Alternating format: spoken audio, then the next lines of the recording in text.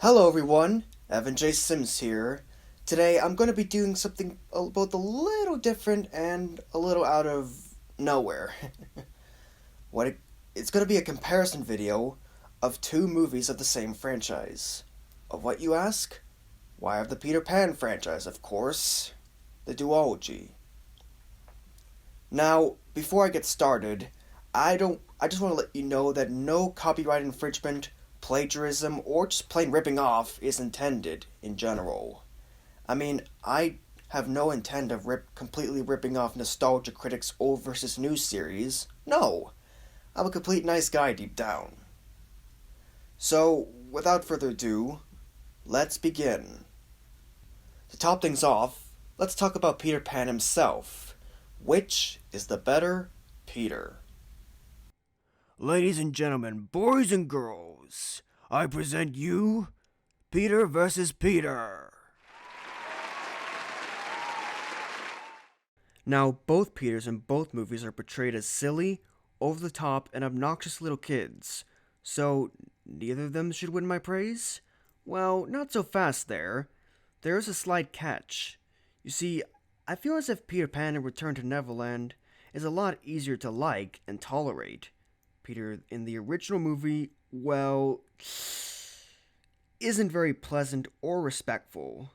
He's way too childish, rude, and often cruel. Now, before you call me out by saying that is part of Peter's character, remember, you can have an intentionally childish character and make him easy to like. To me, Return to Neverland improves on this flaw from the first film by giving more humanity to Peter. I also don't like Bobby Driscoll's voiceover as Peter. It sounds a little too old for this boy who never grows older. Plus, Driscoll seems a little tired and uninvested in the part. It's like he wanted to leave the recording booth after his very first line. That's not the case with Return to Neverland's Blaine Weaver, though. He seems leaps and bounds more engaged in his script, and is far more convincing as a youthful, childish boy. Only in your dreams, Hook! Hey!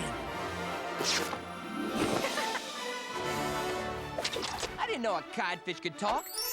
Did you, Tinkerbell? So yeah, I'm going to award this medal to Return to Neverland's Peter Pan.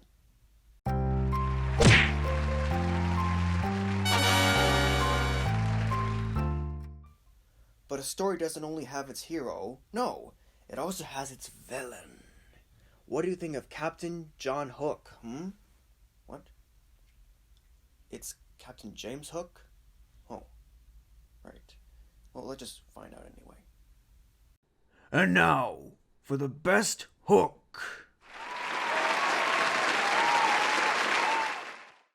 Now, in the original film, Captain Hook was goofy and silly, but also entertainingly devious and a little flamboyant at times. He's clearly being a bad guy, and he clearly loves to embrace that. Plus, he and his loyal mate Mr. Smee deliver the funniest parts of the movie. Well,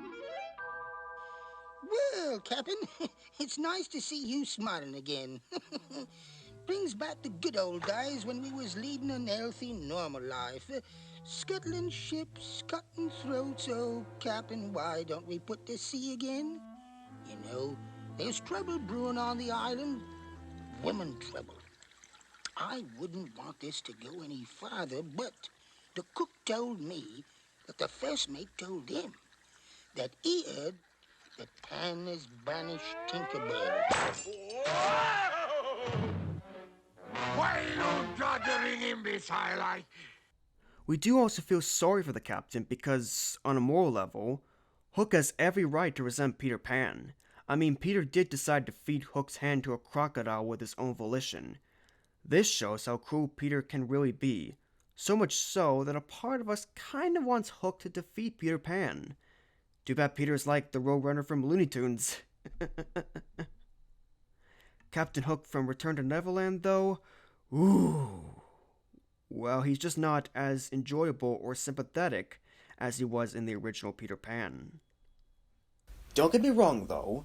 Hook has some of the charisma that he had in the first movie, and the goofiness too, but it's just not utilized as well as it was in the original. Plus, how can we not agree with his fact with Jane that Peter Pan is sometimes cruel because he just wouldn't ever grow up? So I'm going to give this medal to the original Hook.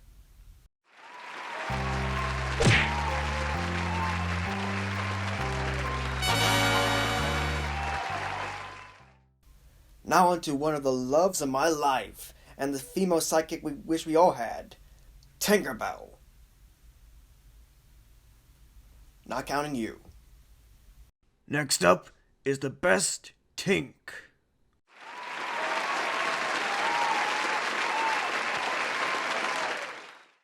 Okay, so this is the tough part of this video, because Tinkerbell is pretty much the constant of both movies.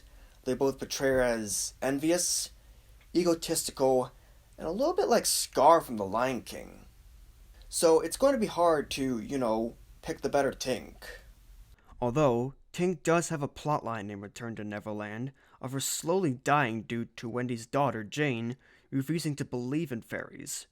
Personally, call me a monster, but why should I feel awful when Tinkerbell finally dies, kind of? I mean, up until then, she spends the whole film being a jealous, arrogant, mean girl who in one scene actually pushes Jane to fall to her demise. A similar thing she did to Wendy in the first movie. But my point here is Tink never seemed to really earn that sympathy, and her apparent demise comes off as manipulative.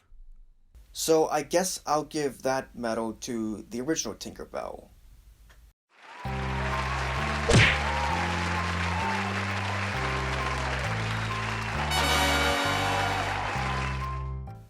Now let's talk about which is better at chasing Captain Hook, the crocodile or the octopus. And now for a little game of Croc and Ock.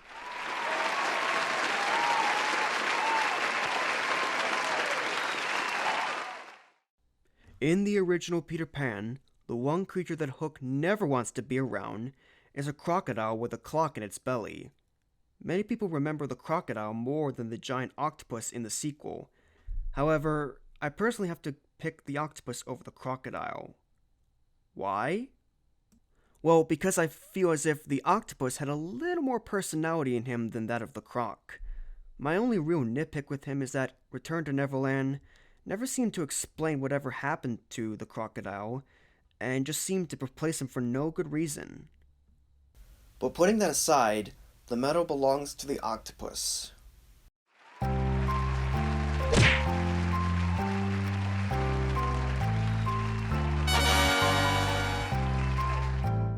Next is the songs.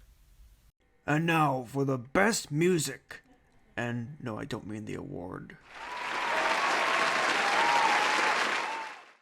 Now, while the original has loads of musical numbers, in other words, sings where the characters actually sing the songs, Return to Neverland only has one.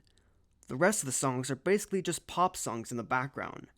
Now, the only musical number, which is called To Be One of Us, is very, very, very forgettable and bland.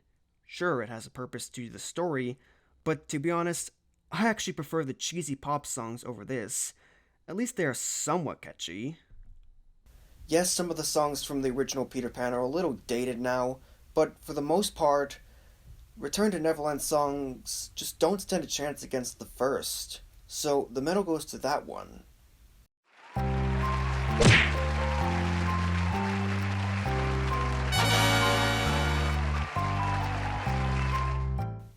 And last but not least, the story, the big one.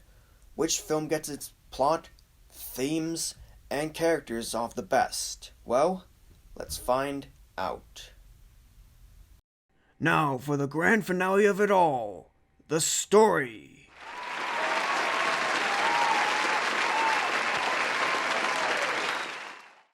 Starting with the original movie, Peter Pan was about the Darling children learning that growing up can be a really good thing. They demonstrate this by showing how acting overly childish can cause you to become anarchic and out of control. Now, while this execution is clever and makes sense, I really don't like how the movie uses Native Americans of all people as examples of uncivilized people, Real-life Native Americans aren't chaotic or animalistic. They're just as civilized as everyone else. And this definitely dates the movie. Anyway, the main advantage this film has over the sequel in terms of story is that it has a more natural pace. The lesson that the Darlings learn feels earned because we feel they have spent enough time in Neverland to learn this message. That's a big win over Return to Neverland. In that film, Wendy's daughter Jane is someone who can't believe in Peter Pan and Neverland because she is too focused on the war happening around her. Promise me. No! I will not promise!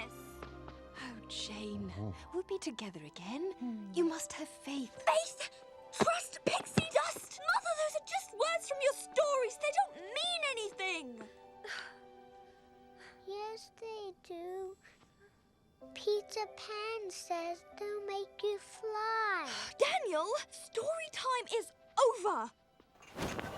Look! It's a war. Peter Pan isn't real and people don't fly. I have two big issues with this message. Firstly, unlike with the original, Jane's learning of this lesson comes off as way less natural because the movie rushes her development too much. Keep in mind that this movie has a total runtime of 73 minutes. To me, the movie should have been around 90 minutes and take more time to let Jane naturally realize the importance of believing. Secondly, I find this lesson to be a tad messed up. You see, Jane is working really hard to help her family survive during the war, yet Return to Neverland treats this as Jane refusing to find hope through fictional stories. Here lies the problem, though. Jane should be taking this war seriously. She doesn't have time for these fun and games. It's the worst time to do it, in fact, when Hitler's trying to take over all of London. Wendy! Danny! Jane is not saying that she's gonna stop believing in Peter Pan for the rest of her life. She's saying she doesn't have time for now until the war is over because there are better things to focus on. You know, at the end of the film, Jane does say this to Captain Hook during their final confrontation. Don't you see, Hook? You'll never win. Not as long as there is faith, trust, and pixie dust. This means this message could have been so much clearer and more constructive. The issue is that Return to Neverland never really goes into detail how fictional stories can be helpful. I mean, think about it. Many real-life TV shows, books, and movies have a lot of good messages that could teach kids. Many Dr. Seuss books are renowned for these messages that they teach kids. Like learning to respect one another despite differences, trying to protect the environment, and just being a better person in general. Sadly, this film doesn't really delve into that much. It had potential, but just doesn't go all the way. So this last medal goes to the original Peter Pan.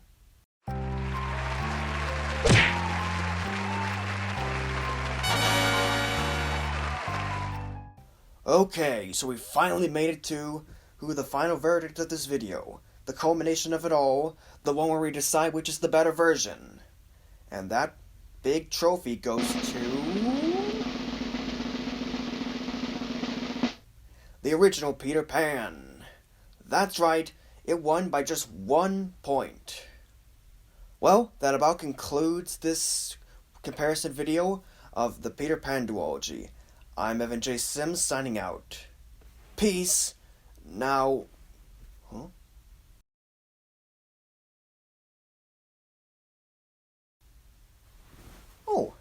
Oh, hello, Tinkerbell. Nice to see you. I was just trying to compare your two movies of... Whoa! Ah! Tinkerbell, what's up with you? I'm not gonna take Peter Pan from you or anything.